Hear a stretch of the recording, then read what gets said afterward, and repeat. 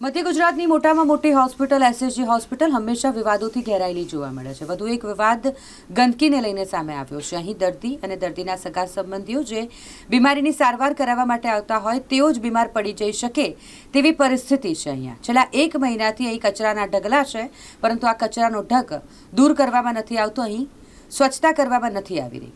અહીં ગંદકીના કારણે મચ્છરજન્ય રોગ ફાટી નીકળે તેવી પણ શક્યતાઓ છે। તેમ છતાંય હોસ્પિટલ પાસે જ આ ગંદકીનું સામ્રાજ્ય અને હોસ્પિટલ તંત્ર દ્વારા કોઈપણ પ્રકારની કાર્યવાહી કરવામાં નથી આવતી, જેના કારણે સામાજિક કાર્યકર કમલેશ પરમાર દ્વારા રોષ વ્યક્ત કરવામાં આવ્યો અને જો આ ગંદકી વહેલામાં વહેલી તકે દૂર નહીં કરવામાં આવે તો કચરાના ઢગલા પાસે જ બેસી જઈ અને વિરોધ પ્રદર્શન કરશે તેવી ચીમકી પણ ઉચ્ચારી છે।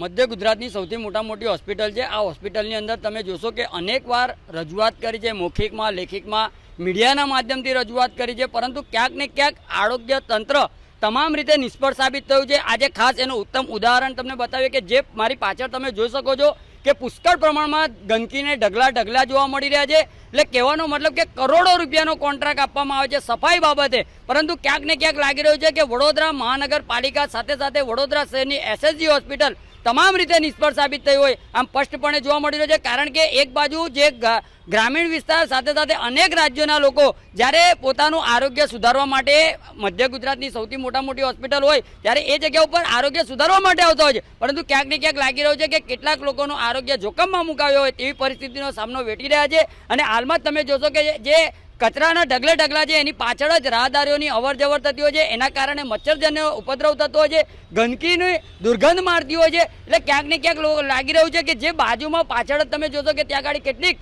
ખાણીપીણીની લારીઓ છે, એટલે લારીઓના તમામ જે લારી ધારકો પણ તમામ રીતે ત્રાહિમામ પોકારી રહ્યા છે। એટલે ક્યાંક ને ક્યાંક લાગી રહ્યું છે કે વડોદરા મહાનગરપાલિકા એક બાજુ સફાઈના નામે કરોડો રૂપિયાનો ખર્ચ કરે છે, સાથે સાથે સફાઈના નામે અનેક એવેરનેસ કાર્યક્રમો કરે છે, તંત્રી મંત્રી જંત્રી આ તમામ લોકો કચરો વાળતા જોવા મળી રહ્યા છે, ઝાડુ પકડતા જોવા મળી રહ્યા છે, સાંસદ પોતે ઝાડુ મારી રહ્યા છે, પરંતુ ક્યાંક ને ક્યાંક લાગી રહ્યું છે કે આ એસએસજી હોસ્પિટલની અંદર વડોદરા શહેરના જે તે જવાબદાર વ્યક્તિઓ જેમ કે સ્થાનિક કોર્પોરેટરો, ધારાસભ્ય, સાંસદ, સાથે સાથે મંત્રી તંત્રી, આરએમઓ, સુપ્રિન્ટેન્ડન્ટ આ તમામ લોકોએ આ કચરાના ઢગલા પાસે આવીને જાત તપાસ કરવાની જરૂર છે, કારણ કે ખૂબ જ દુર્ગંધ મારી રહી છે। સાથે સાથે કેટલાક જીવજંતુઓ જે કહેવાય છે કે આનીમાંથી ઉપદ્રવ થતા હોય છે, અને આ જે ગંદકીનું સામ્રાજ્ય છે એને વહેલામાં વહેલી તકે દૂર કરવામાં આવે, કારણ કે વડોદરા શહેરની અંદર જે રાહદારીઓ હોય છે રાહદારીઓ પોતે પોતાના નાક પર ડૂચો મારીને જતા હોય આ ખૂબ જ ગંભીર વિષય છે। ત્યારે અમારી ખાસ માંગણીને લાગણી એક જ છે કે વહેલામાં વહેલી તકે આ તમામ કચરાને દૂર કરવામાં આવે તેવી અમારી માંગ છે।